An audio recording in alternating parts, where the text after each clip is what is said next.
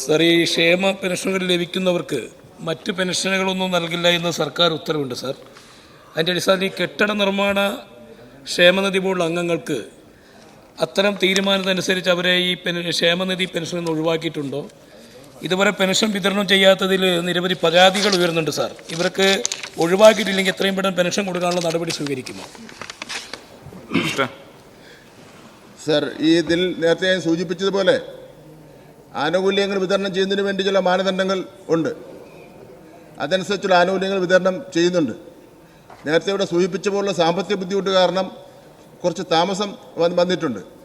ഇനി താമസം കൂടാതെ ഈ ആനുകൂല്യങ്ങൾ വിതരണം ചെയ്യുന്നതിന് വേണ്ടിയുള്ള നടപടികൾ സ്വീകരിച്ചു വരികയാണ്.